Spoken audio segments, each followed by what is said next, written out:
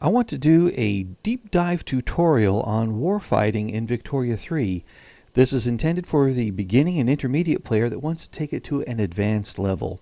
Let's take a look. I've got a war just about to start here. In fact, if we take a look at my diplomatic play in Poland, just up there, it says we're at value 99. It's going to kick off tomorrow. But my preparation started long ago. I've already fought a few wars with Austria just because I wanted to do that in order to form the German Empire. One of them involved dismembering my opponent. At the beginning of my conflict with Austria, I had relatively even strength, and I needed to do things that would take it down in power very quickly. And one of those was to start a war where I said I want to liberate Hungary and take some other territory while I'm at it. They caved in on that deal, and I got Hungary liberated, but none of the other territory. But I made Hungary my puppet, and the rest is a mine. Their troops are now fighting for me. So rule number one, when you're picking an enemy that you're going to destroy, plan it out over a series of wars, so that way you can weaken it and then eventually pick up all the pieces, because you are going to create a vacuum of power, especially if you're taking on a great power. If it's a smaller nation, you may create just a regional power vacuum that other nations may flow into. But if you take a big one down, other nations have the capability of getting involved. And with that in mind, I've done some other preemptive work. If we take a look at my diplomacy, it's behind my head. Okay, well, let me go ahead and turn off my camera for just a little while here. Sorry, well, I've got Ed scrolling enabled. Don't worry. The information you need to see is right down here. Owed obligation from France and England, and defensive pact with France, Russia, and England. Now that helps me to prepare quite a lot. Hi, I'm back. By having those defensive alliances, it builds my relationship up with those nations. If I look at my status with Russia, I'm at plus 73 with them. They are thrilled to have me around. With the French, plus 73 with the British. The British got involved in so many wars where I could get involved as a helper just for an obligation, that I went ahead and burned one of those to get them plus 30 on my relationship, and now I'm at 91 with the British. I could take out Denmark or whatever with them. They love me so much.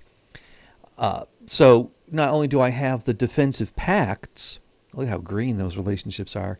Not only do I have the defensive pacts, I also have very high relationships, and I have an obligation from both Britain and France, so they can't get involved.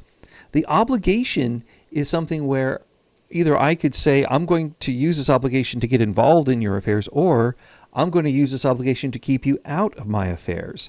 And as I am working on Austria, I want them out of my affairs. I've already started to create a power vacuum here in Southern Europe by taking out Bohemia and Moravia in the first war of the brothers that I had here as Germany.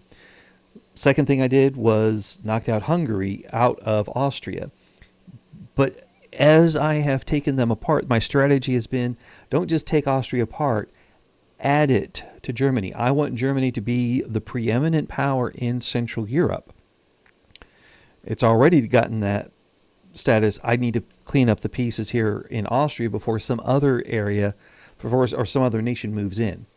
So in this war, I'm demanding all of East and West Galicia, Krakow, Austria, Styria, Tyrol, and Istria.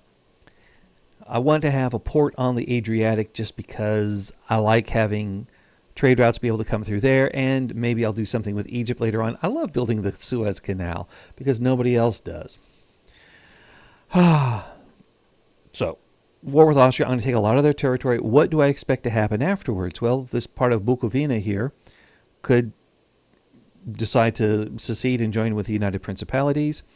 Croatia could be broken off. Slovenia, the Italian provinces, they could always break away. Or I could just have another war and scoop them up later on. It all depends. But that's the diplomatic preparation. I've got it where I am in full control of this. And in the earlier war I had with Austria, I already had good relationships with France, England, and Russia, and I was able to use giving them an obligation in order to have them join my side against Austria. So Austria could not leverage another great power against me. It was basically 4-on-1. No contest. They were handily defeated. Germany was able to unify. And yes, France used an obligation. It had a number of civil wars, and I was obligated to come in and help with one. I was happy to do so. England had something else go on. They used my obligation for it. I was happy to do so. These were minor conflicts, but they still called in that obligation, and I was able to get rid of it rather quickly.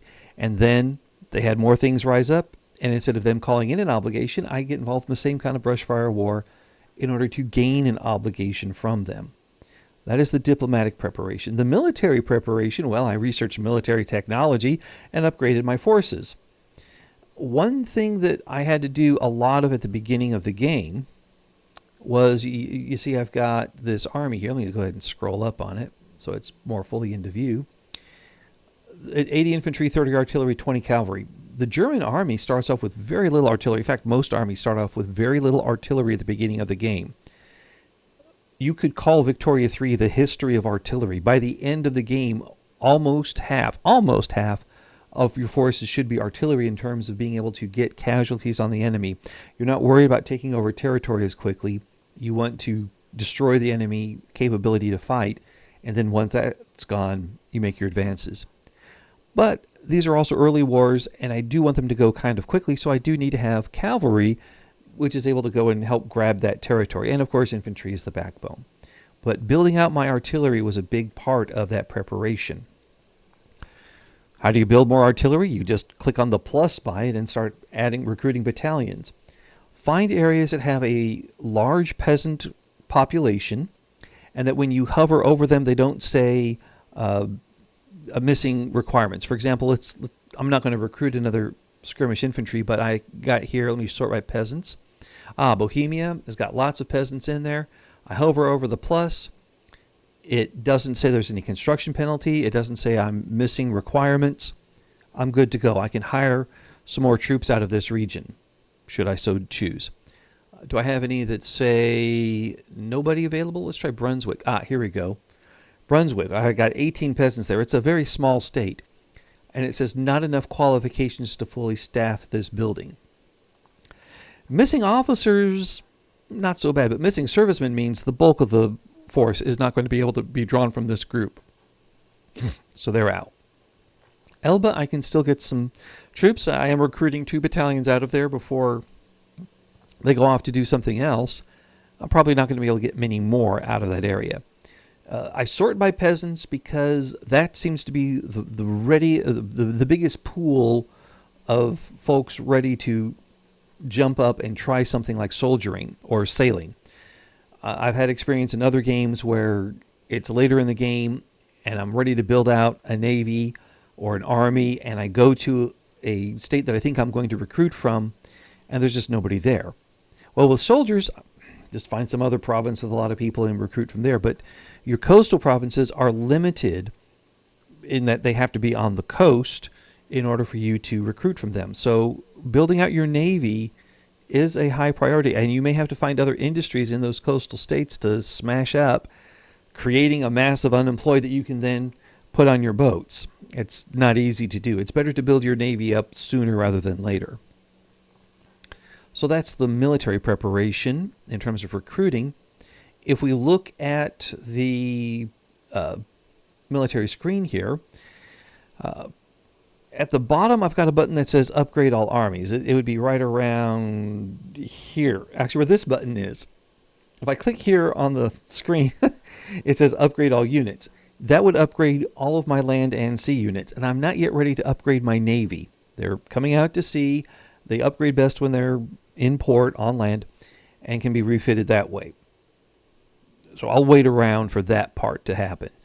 I'm also still researching monitor. I like to upgrade my navy all at the same time. It's just the way I go. You may do it differently, so be it. But One thing I do have here is my mobilization options.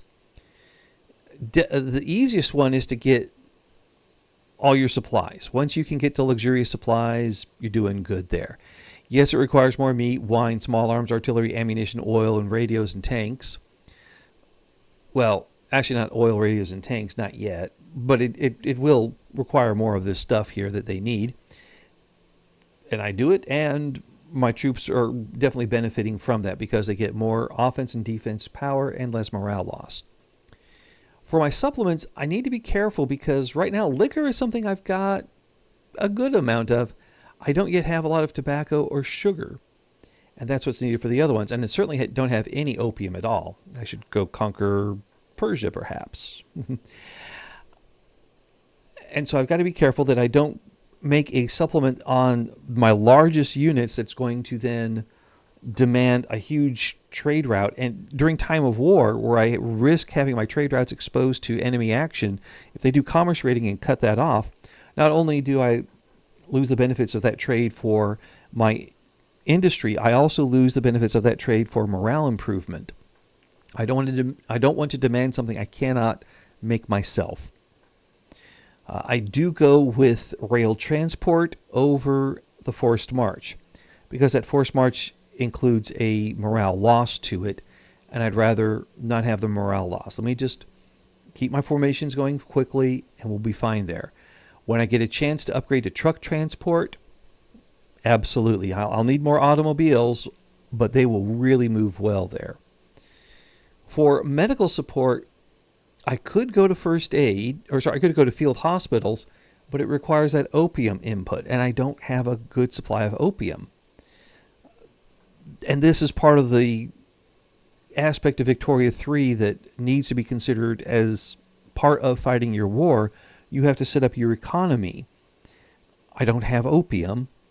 I need what are called the tropical products: opium, rubber, tobacco, oil will turn out to be a tropical product. I don't have those yet. I've got to work on gathering parts of the world where they can be made.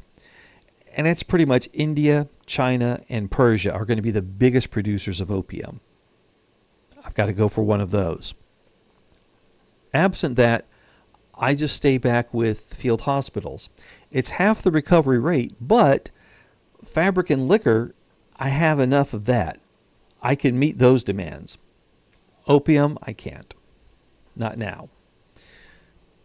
If I am to switch one of the medical support options or one of the transportation options, it will reduce the organization of that unit. It's better to have these set prior to mobilization, well in advance of mobilization. If we declare a diplomatic play and then I mobilize and then I decide to switch things around, usually there's enough time to rebuild organization to where they're capable of fighting, but there's still some room for improvement by the time the operation goes into actual war. If I mobilize them late in the cycle, because let's say another country joined in and now I've got to mobilize an army to deal with that country, if I change the mobilization options then, they may not be ready in time for that war. So have these set during peacetime. In fact, one of the best times to do this is after you've had a war and one doesn't seem to be on the horizon.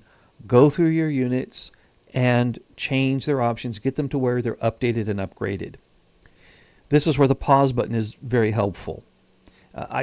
In order to get ready for this video, in fact, I loaded the game, and I thought, okay, we're 1 day away from attacking Austria. That's where I saved it. But before I start this video, let me go through and check a few other things. And I went down one by one on these little buttons here on my outliner here. I went through them one by one just to check over and to see what was needed in there. If you're playing solo, the space bar is your friend. That's your pause button. You hit space, you check things out, and you're able to go through and make sure you've got everything tuned up the way it needs to be. So militarily, I hate when it scrolls there. Militarily, I'm ready to go. Market-wise, I've got good trade, and I've got over 9,000 convoys. I'm well set there.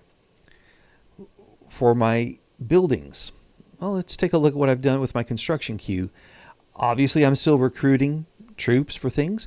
I've got my cotton plantations getting ready to go here in Zanzibar because I'm going to need more fabric, because that goes with my first aid that I'm going to have. There will be a higher demand for that. And I can see that it's already a good that I place in high demand internally. So having some of that covered will be good. Next up, government administration. That's just because I need to have more of it to work on some policies there. But if I am able to put in higher levels of institution, I get better results with my population. Their standard of living improves, or it's one of those institutions that quells unrest. Going for higher levels of institution, one way or another, is going to make your population less likely to revolt. And I'm lucky in that I've got about an equal number of radicals and loyalists. It's not overwhelmingly radical, and it's just less than 10% of my population. I'm happy with that.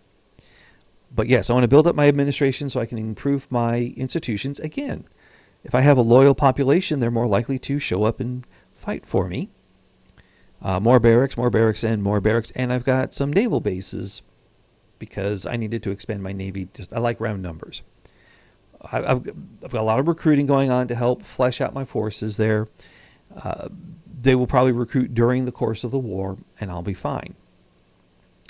The other thing that I have is also a large number of artillery, munitions, and small arms industries.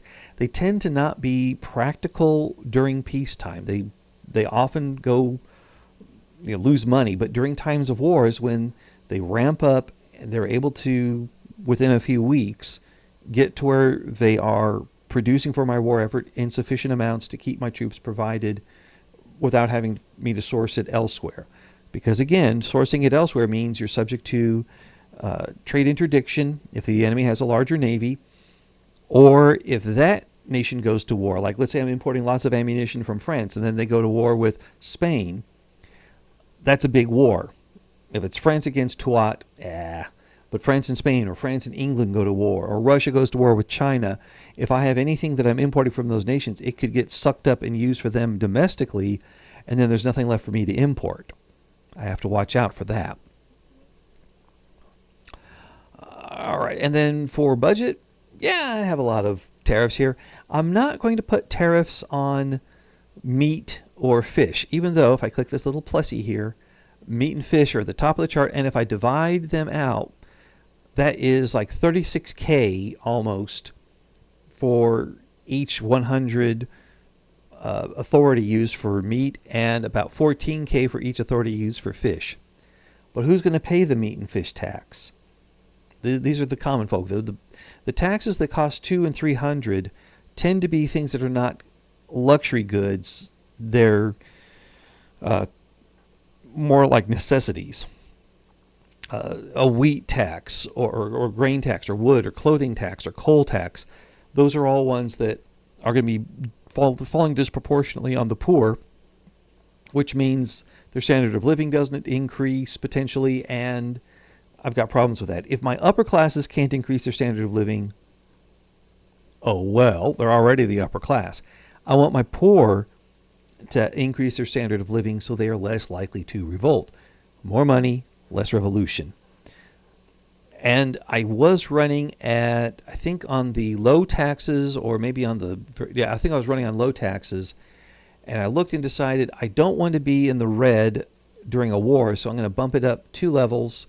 Yes, it reduces my government popularity, but I'm still above, I'm still in the green here. When the war is over, I can knock them back down again, and I'll be fine. So that's my economic preparation. Politically, I've got a stable government. Well, it's contested, but I know once I drop the taxes, it'll go back up to 72. That'll be better. We're doing okay. I don't need to bring anyone in or kick anyone out, I don't think. Although, well, I say that. I could go up by 20 points if I kick out the industrialists. But I'm not going to do it right now. I'll think about it, but I'm not going to do it. But I did choose to pass a proportional taxation, which the industrialists don't like anyway. They may choose to leave if they're mad. but this is going to give me a better tax regime overall. It'll raise more money. And as I modernize, that's something I'm going to need to do. It's also something that my independent workers enjoy. And I'm doing another series that'll come after this one that'll deal with turning Germany into what Marx thought it could be, but never actually was, about having the workers take over there. It's more economics and social history there. I want to keep it on military here. But those are my preparations. Oh, and the companies I got in place, I kicked out some that were not making any money, and I put in ones that ought to do quite well during a wartime. Friedrich Krupp, which will give me a higher kill rate and better railway building throughput, and the Ruhr Munition Consortium, which reduces the cost of military goods. And even in peacetime, those are going to be ones that help out. Well, the kill rate not so much, but the railway one works, and the military goods cost, that's just something that's going to happen all through the game. So maybe if those guys stay profitable after the war, I'll benefit there. And I got a banking corporation in. Thank you, politics or political and economic changes mod, for that one. So that is all my pre-war preparation. My diplomacy, my just everything. Diplomacy, economy, military. It's all ready to go. And I spent 20 minutes talking about that, and that really is the majority of the preparation you have. Warfighting in Victoria 3 is not done when the war starts. It is done before the war starts. You are preparing, you are getting everything in place before the war starts. Victoria 3 is a game about building hegemony, building power, and in so doing, your military conflicts are going to be the chief source of demonstrating that power. Having a strong enough military to keep others from interfering with you, and having one that is also strong enough to not only win a war against a weaker opponent, but in case an ally shows up, that you're able to project and win over them. That is going to be important. And to get that military force, you must have the economy prepared beforehand. You must have your population prepared beforehand in terms of being happy with you. You've also got to have your bank account ready beforehand. I am in the gold. Let's be very clear about that. I've got 7.79 million in gold reserves, and if this war starts to soak them up, I'm ready for that. I can go into debt, and because I have a larger industrial base built out, I will have more room to absorb that debt. At the very beginning of the game, pretty much any nation will only have a few millions that they can go in debt to before they start to default, and then can't pay things, and it gets bad after that. But I've got a much larger industrial base, so I can now have a much larger debt ceiling, and that allows me much more leeway to work with.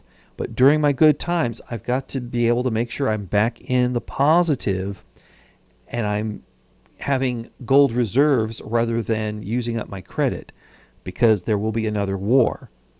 And if I have if I have money in the bank, I will be able to prevail in that war. But again, this is preparation before the war.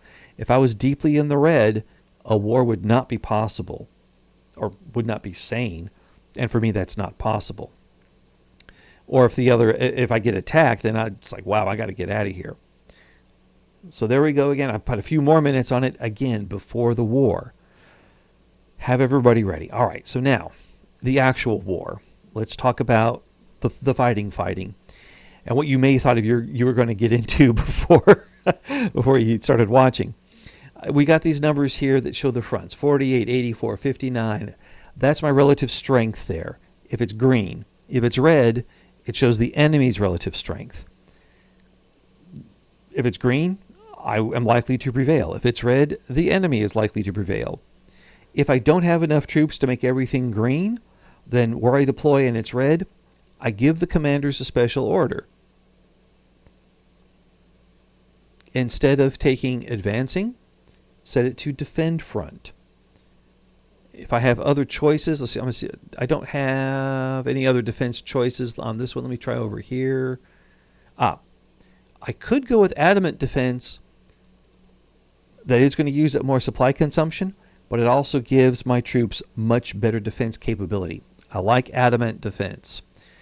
Last stand will increase the number of casualties, but also increase my defense strength. I don't like it as much as adamant defense. I'd rather increase my supply consumption than my soldier consumption. But that's if we are not going to be able to advance the front. Sometimes also, if I have much smaller units, I will set them to defend, leaving the larger organizations to attack. They can still borrow battalions from the defense forces, but I may want to have it where the attack is led by one leader, the best one, the strongest one, the highest ranking one, and everybody else coordinates on defense. But I have assigned my forces to a front line. If I want to move them around, I can always click down here at the bottom where it says deploy to front. It's an arrow that goes, again, it's right around here. But if I hit that deploy to front, it's going to then give me options. And it says how much time it'll take to get there. Okay, I'm happy with the way I have them set up now, but I need to be watchful, especially in this war, because we have three fronts. The main one here along the Austrian border with Hungary and Bavaria, then the border between Hungary and Galicia, and then this tiny little one here at Krakow counts as an extra front. Now what will happen is these forces here are going to break in and they're going to knock out Krakow and end it there. Once that happens, that front dissolves. Whenever a front dissolves, or a new one is created, your troops may start to reassign. And you may not want the ones to go in a certain direction that they get assigned. There's still some work to be done in that area. I would much rather say, have it be where there's a pop-up. Say, hey, there's a new front, or a front has been ended. What do you want to do about it? If a front has been ended, let me choose where I'm going to send those troops. I may not want them to go to the closest front. I may want them to go somewhere else. If it says a new front has been created, let me choose again where I'm going to pull my troops from. I don't necessarily want this 70 battalion army to go from a major front here to a minor front over there and leave behind a small force here to screen it. Let me choose, but that's not in the game. So what I have to do instead is, let's say that a new front is created and it's trying to move my 130 battalion force off of a main front that it's engaged in to that smaller front. I have to watch out for that. When I see the arrows show up, that's when I click on that and may have to go back to the front that it was coming from. And that could be a matter of days. If it's the Far East and it's Siberia, it could be a matter of months to reassign it, but it may be quicker than having it go all the way to the other front, then fight that war and then come back. So I've got to keep an eye on these guys as we fight the war. But other than that, I just watch them and let them go. If I see trouble happening, like if one of these numbers starts to go red, I may switch my units over to defense. If I'm looking at my casualty rates and they're going too high, I may switch to defense. I don't expect to have to do that here because I haven't had to mobilize my conscription units. I'm just fighting with the regular army and I've got the Austrians already outnumbered. But if I was wanting to conserve my forces, I would go in and switch them to defend or adamant defense. And once they're defending, they will take less blood and inflict more casualties on the enemy. I would do that. Let's say the French were involved. Let's say the French were fighting on the side of the Austrians for whatever reason. And I didn't have any war goals against the French. Put enough forces on here to get a very low number. Either a low red or a low green. I don't care. But that's all I need there. And put them all on defense. My forces will not advance. Now, if the French are on defense, there are no casualties there. I mean, yeah, there's attrition and stuff, but there's no war casualties. So my war score doesn't get impacted with that. And if the French do attack, they will take higher casualties because my forces are on the defense, and that could actually wear them down. That becomes beneficial because if I don't have any war demands against the French, they are more likely to get out of a war when their casualties exceed a certain number. And when they get out of that war, then this front shuts down and my troops are able to move over back to Austria. And any French troops that were bolstering the Austrians will get up and go.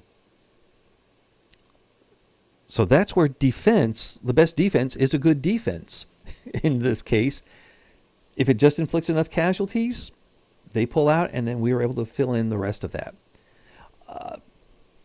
Another one that could happen is if the enemy is so widely dispersed that they don't have enough troops to cover everything, having forces here on the defense, and then try a naval invasion, say, of Brittany or southern France and work my way out of there, could then cause the French to have to pull troops off of that, and then that gives me enough strength there to turn on the offensive and then plow in, and they can't cover both fronts effectively, and again they withdraw. Higher casualties for me, but maybe a quicker exit for the French, as you'd see. As it so happens, we don't have that going on in this. So now let's go ahead and unpause and watch the war happen. There we go, as predicted here.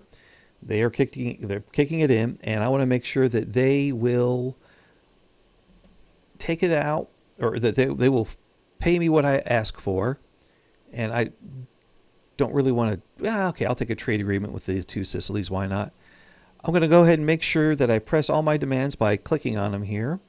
Just click on it and make sure it's a pressed war goal, just so I don't accidentally white piece myself. I want to make sure that they're pressed. And I have down here, you'll see 235 enemy convoys sunk. If you're wondering, how did I pause so quickly? I hit the space bar.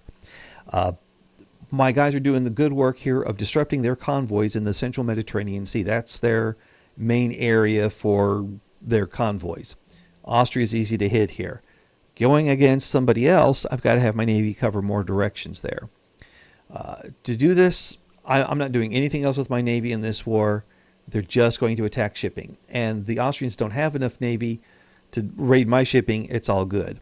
They're just going to do commerce raiding and destroy their trade ability. And if you look, taking out those enemy convoys has now given me a much higher number here on the front side. They don't have enough inputs for their soldiers. They don't have enough ammunition, guns, whatever it is. I've disrupted their trade, and they are now suffering for it. They're weaker as a result of that. And while we're at it here, will either of you guys want to become my subject? No? Okay, then I'm not interested in that war. Unpin from outliner. Let's unpause. Oh, and wow, look at this. We've almost got Krakow down and West Galicia. Let's unpause and see what happens there. Okay, ooh, out. Right there, right there. We had one front go away and a new front get created. The question is this really a new front? It's the same front it was before, but now it's drawn differently. This is where I want to make sure that my forces are going to the right one.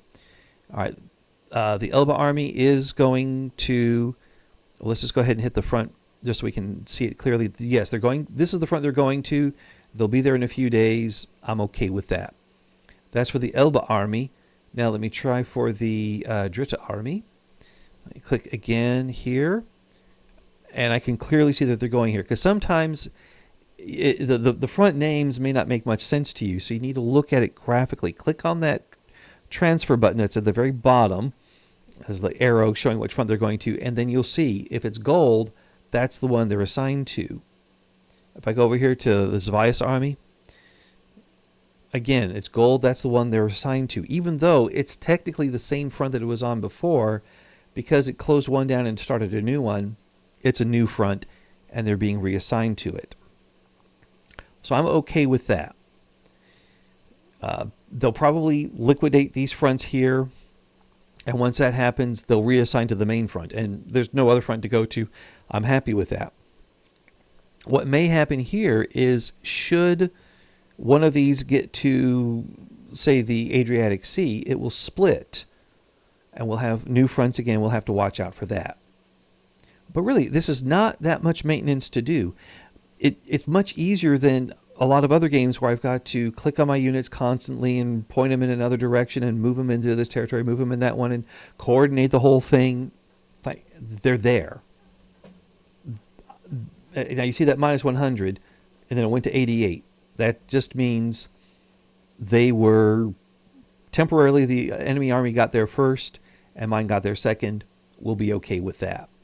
Let me deal with this public address that went awry.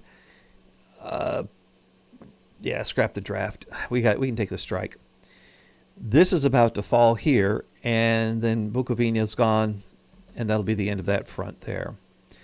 The one over here in Krakow, it's going to be over in 3, 2, 1, 0, -1, -2. And there we go. All right. So now they are switching from that front over here, which is good for me because we didn't need to have any more over here in Bukovina. I've got a demand for silk and liquor here because what happened? Oh, here's what happened. There's a revolution in North China. Yeah, that's this business over here. And that disrupts my silk trade. There's another one here in the Orange Free State. I'm really not worried about that one there. I don't know if I'll be able to get any territory out of North China, but if I can make them a peasant, no, not a peasant, a puppet, that would be nice there. So let's go ahead and work on my import here because I do need liquor for my troops. And there's a Qing aristocratic revolt. I see a pattern here.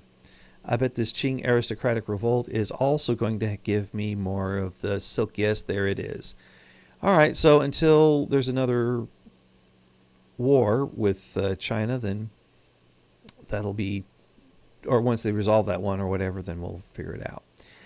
Okay, that was just for my industry, though. It'll sort itself out eventually. And my obligation owed to us by the British Raj will expire. Well, since I don't plan to have them attack me anymore, I'll just absolve that, and now their relations are that much better. So when I go and invade Persia, they may not get involved in that. Ha ha ha. Right now, I'm also spending about 92K per week. Remember how I was in the gold? I'm still in the gold, and I'll stay in the gold until this war is over. It'll run it down, but I'll be good there. Who are the Russians fighting with? Spain is invading Russia? What happened there? Because Russia is supporting the Japanese against the Spanish. Huh. Okay. Well, you be you, Spain. All right. And these guys are just coming in from Krakow, and they're going to crack them up. We're about to take, looks like Venice here. All right, so once Venice is gone, that's where this front will split here. Oh, we got a setback on proportional taxation. I don't think it's going to pass. No. Drum up support for the German Empire? Yeah, please. And the French are siding with Great Qing. Well, I don't want to go against the French. Could I get anything out of it? Oh. Hold on here. Pause. I could get Alxa. No, I don't want to stay there. What about no, I'm good. I don't need any stuff. What are the French giving up to go into that war? Oh, they just love them. Okay, well, they're genial towards them, so let it be. All right, but now we see again here, these arrows indicating that they're all going over to that front there. One of those is the big 130. If we take a look at what front he's going, he's going there. This is the main front. I've already got enough units going there, and there's no presence for the Austrians. It makes no sense for this one to go to that front. It's better for me to focus and concentrate my strength on the front that I have. So in 2 days, he'll be back over there. And then we'll take this one here that's only got 43 and send him over this way because it does say we don't have anybody over there right now. Okay, so now I'll make him go over there. That sorts it out better. But again, this is an easy thing to do. Just a little bit of management. You just watch those fronts. I'm able to do all the other things, but I just keep an eye on that area there where I've got the war, and things will go nicely. I don't expect it to split apart at any time. Oh, well, I said, and then, well, there it goes. It just split apart again. And, oh, good, my 3 companies are doing great, so I got the Stonks achievement. I like how it says you've got the achievement, even though I've already gotten it before. All right, now if I hit pause, we see that, yeah, Croatia is about to fall. Slavonia here is getting beaten down. If I look at the score here, I'm at plus 86 and they're at minus 29. So if I hover over that, it says, yeah, they're going to get minus 9 more due to exhaustion.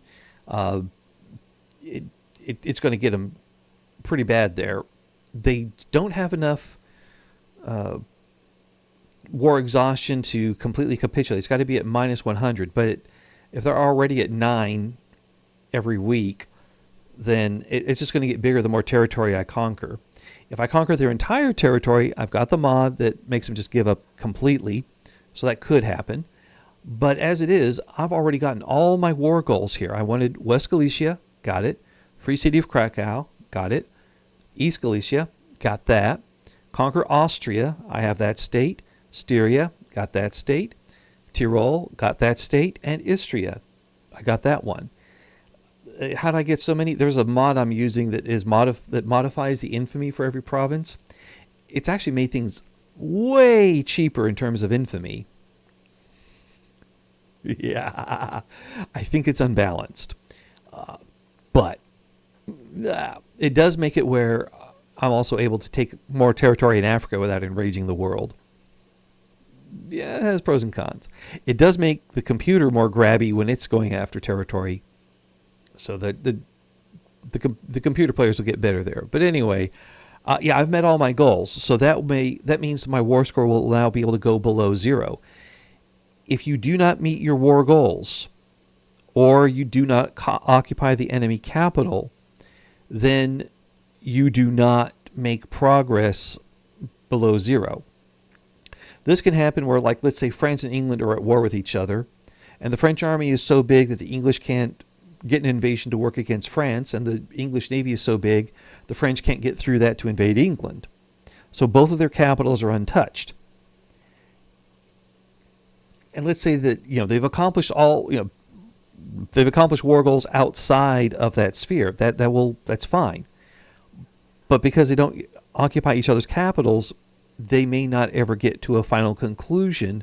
They may have to just peace out with a white peace or accept lower terms or something. So that's why having a force that's ready to take the capital, or not making big demands, so you don't have to take the capital. You just have to take that one little area and sit on it and let them wait it out. Then you go below 0.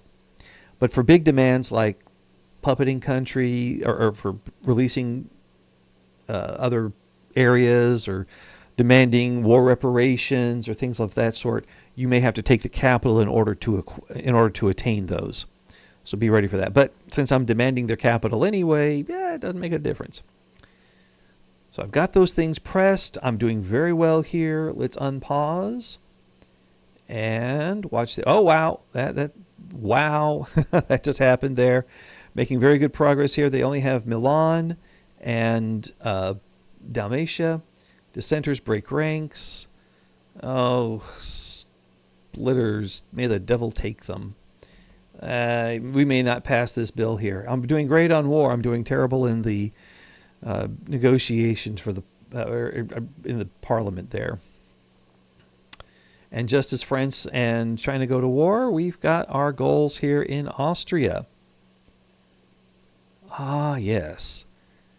I didn't want to conquer all of Slovenia. I just wanted to conquer Istria. Although Istria is literally part of Slovenia. I say that because it's a pun. You see, littoral, Littoral, means of the coast. So it's literally part of Slovenia, as in we're being literal in terms of meaning, but also littorally part of Slovenia because it's the coastline. It's the littoral part of Slovenia. It's literally part of. It's a dad joke with involving literal and littoral. If English is not your first language and you didn't find that funny, that's fine. That's fine. It's not bad there. A dad joke means it's not supposed to be laughed at anyway. It's supposed to make you go, oh my gosh. And then as I'm explaining, you're supposed to go, oh my gosh, he's explaining the one that's growner. But hey, we're 45 minutes into it anyway. I've done my tutorial. I could tell the dad joke. Ha! And now my forces are going back, but there's still a little bit more to do because we got to clean up after this war. My Navy, I've got them on station out here in the Mediterranean. Let's send them back to port. And then because of the area I took, I get a new army appears. I should not disband it right away. I should not incorporate it into another army right away unless they're based in the same area. And this is the South Germany headquarters. If I do have another army in the South German headquarters, I think the Third Army actually is there. When the Third Army returns there, then I can merge it with them and be fine. But,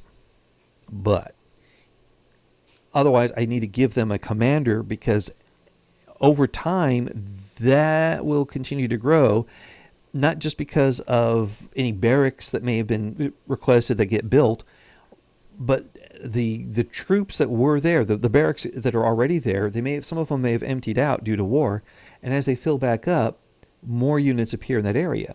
So if I was to take this new army and transfer it to, say, North Germany, and incorporate it into a North German unit, fine, it works. And then a few months later, boop, I've got another 2 battalions with no commander in that area. Why? Because there was no army for them to go to. Now, my Third Army here is going back to South Germany. And in 14 days, it'll be there. And if I incorporate this new force into that, then if other battalions show up, they'll go into the force that is on standby in that area. This is important to pay attention to when you conquer new areas. Like in Africa, I conquered Benin. So there were battalions in that area that just became a new German unit. And any other units that, if I conquer Sokoto, for example, they will then report for duty into that army there that's in the Niger strategic region. As it is with this German army here, I need to, whatever I want to do for color scheme or unit or ID selection, I'll need to do that. I will want to assign them a commander. I want to keep them a separate force from the other army because I'm building that out to meet a certain requirement there. I'll get the Junkers guy because he's an open terrain commander. And armed forces, I like those guys. I'm picking them because I'm thinking of how it's going to empower their interest group and what I'll do there. Maybe I should have taken the evangelistic one, but anyway. I like that, and I will upgrade their artillery because they've got 7 mobile artillery that I'd like to be shrapnel artillery. And that cleans them up after the war. And then we have state actions. After conquering them, I may want to have them follow the same production methods that I'm using everywhere else. So I will. Boom, boom, boom, boom, boom, boom. If I see the conquered territory and my home territory colored the same way, it would be good and advisable to hover over the home territory to see what would change there. Keep that in mind, and then as I go through the conquered territory and clean it out, go back to that home territory and see if changing the others also changed it, or just to make sure, because sometimes that happens. But anyway, they're all now doing my current production methods, and now I want to make the choice whether I incorporate them or leave them out. Yeah, and yes, this is part of war. This is the peace. This is the after the war part. As you saw, fighting the war was just a matter of watching the front lines and moving things around. It's the preparation for it and the organization and administration afterward that are the most important aspects of war fighting in Victoria 3. If I hover over the territory, it tells me how much bureaucracy will be needed to incorporate it. And I've added them up in my head as I went along, and that's more bureaucracy than what I have right now. But thank goodness I'm already building government administration buildings. They will take up the deficit, and as these areas recover, any administration they have in them will come back up to 100%. They've been reduced because of occupation. As they recover, they will come back up and be fine. I know these areas themselves also have a pretty big South German population, so they should be pretty easy to incorporate, as it were, into the German Empire. The populations will have less risk of revolt. Except, I say that and then watch, the South German revolt kicks off. But I'm going to just go ahead and click all of them here. And yeah, I'm 730 in the hole. That will impact my taxation once I unpause it. But again, I've got these government administration buildings ready to go, and we'll take a look and see what happens once they get built and everything's set up right. Other things I can do, I go over here to my construction queue, go to the very end of it, and at the end is where I would see any buildings that they had in queued if they're also going to be built here on the government queue. I can't do anything about the private queue, but on the government one, it's where it is. And actually, I don't see anything at the bottom here. The ones that I queued up, Barracks and Elba, those are the last ones on mine. And if I saw anything that was in Austria or Galicia or Styria, then I'd know, okay, yank them, they go somewhere else now. Or decide to build them. It depends. Most of the time, I remove the construction that's going on in the conquered area because I want to have a better understanding of what's going on with that particular good after that area is brought into my market. There may not be a need to make another artillery factory, or because I've already got enough for my own country. And one of the mods I'm using means I can't remove factories when I'm on interventionism, and I'm concerned about that because I usually like doing. That's one of the reasons I stayed on interventionism, is because I could remove factories that weren't profitable.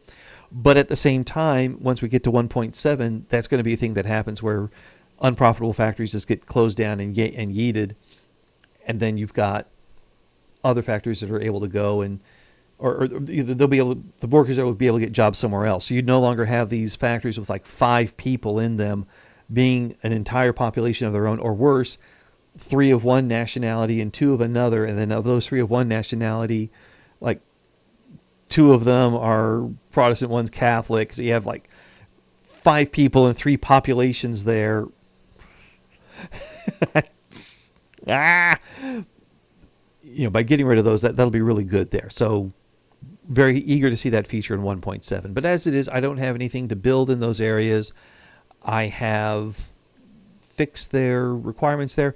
The only other thing I want to check on would be for their government administration. So I sort by tax, and I see Württemberg, where I'm building some administration, is being serviced. East and West Galicia, I'm going to be losing taxes there. I'm the kind of guy where I like to build out additional administrative support because I also like to max out my institutions. So I'm going to need them anyway. I'm going to build out 1, 2, 3, 4, 5, 6, 7, because 7 times 15 is enough to get that one taken care of. And I think actually less than that would have been fine, but I'll just build out 7 more here. No, I need to build 8 here. There we go. Yeah. And that'll cover that 86. I'm fine there. I'm fine with that. Then I want to also look at my infrastructure, and they're good. They're good with that. I could probably want to build some railroads in these other areas, especially since I like having them ready to go. So I'll just put ones in the conquered areas and some of them where I've absorbed recently, and I just happen to have room in them. Bavaria, sure. Don't worry about Benin. And I'll put one in Elba and East Galicia. There we go. That will fix my railroad situation. So, yeah, I'm now done with this. I prepared for my war, had a brief little war, and now I've cleaned my mess up after myself.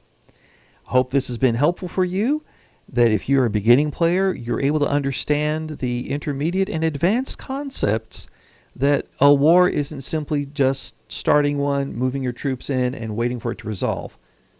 Preparation before and administration afterward are how we take care of things here.